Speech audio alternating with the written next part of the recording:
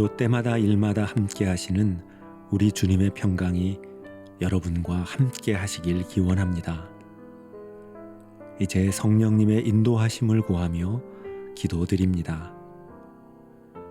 보혜사이신 성령님, 이 시간 저희들의 마음을 겸손케 하셔서 저희에게 주님의 말씀이 필요함을 알게 해주시고 하나님의 말씀으로 이 시간 저희들의 갈급함이 풀어지는 경험을 허락하옵소서.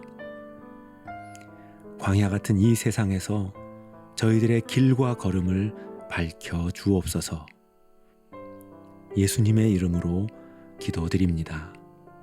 아멘. 이제 하나님께서 오늘 우리에게 주신 말씀을 읽겠습니다. 먼저 시편 119편 19절의 말씀입니다.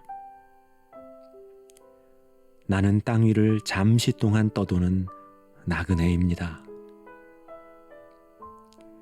이번에는 에베소서 5장 15절과 16절의 말씀입니다. 그러므로 이제는 여러분의 인생을 어떻게 살아갈지에 대하여 신중하게 살펴보십시오. 현명하지 못한 사람이 아니라 현명한 사람으로 살아가십시오. 세월을 충분히 이용하십시오. 이제 순서를 바꾸어 읽겠습니다. 그러므로 이제는 여러분의 인생을 어떻게 살아갈지에 대하여 신중하게 살펴보십시오. 현명하지 못한 사람이 아니라 현명한 사람으로 살아가십시오. 세월을 충분히 이용하십시오. 나는 땅 위를 잠시 동안 떠도는 나그네입니다. 오늘 하나님의 말씀은 우리를 광야의 길을 걷고 있는 나그네라고 말합니다. 광야에서 우리를 가장 힘들게 하는 것이 있다면 그것은 지루함, 곧 더디가는 시간일 것입니다. 우리는 평범한 삶이 반복되는 것을 자신의 역할을 잃어버리는 것으로 인생의 정체기로 받아들입니다. 하지만 우리는 그 광야의 길이 하나님의 새로운 계획이 이루어지는 과정임을 기억해야 합니다.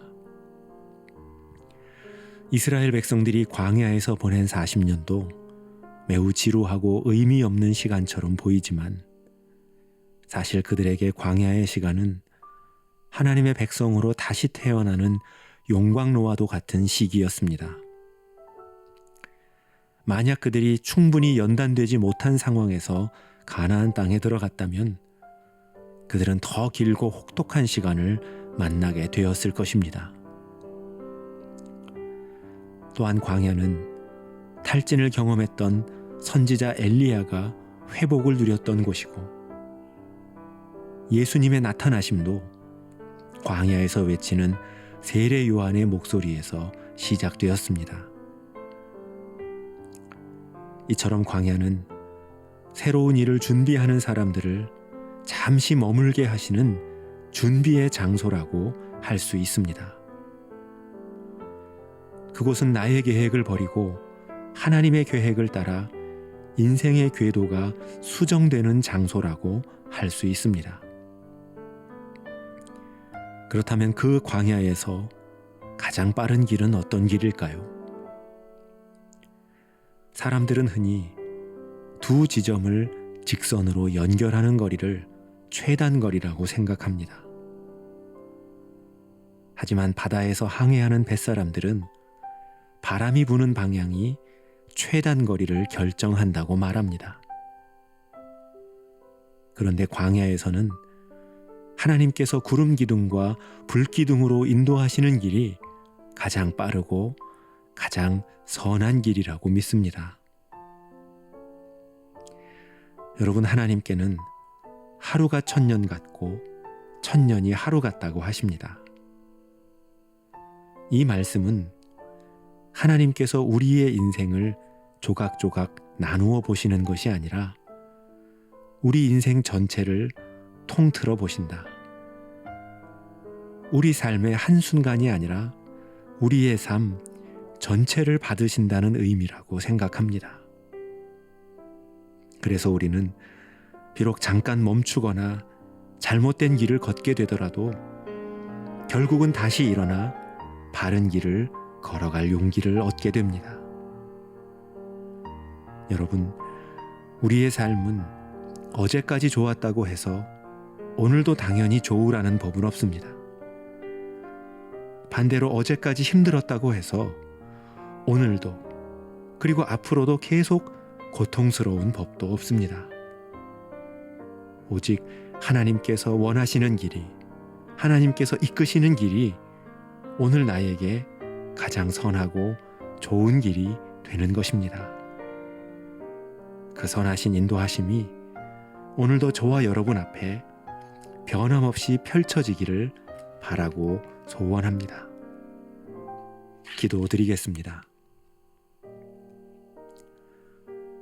사랑의 주 하나님, 저희들 그동안 분주하고 혼란스러운 시대를 살아오다가 갑자기 모든 것이 멈춘 것 같은 광야에 들어와 있습니다.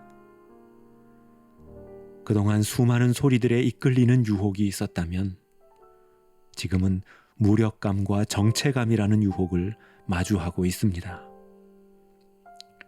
이런 저희들을 긍휼히 여겨주시고 저희들이 선한 인도자 되시는 주님에 대한 소망 잃어버리지 않고 주님이 우리 앞에 예비하신 그 새로운 계획 결코 놓치는 일 없게 해 주옵소서.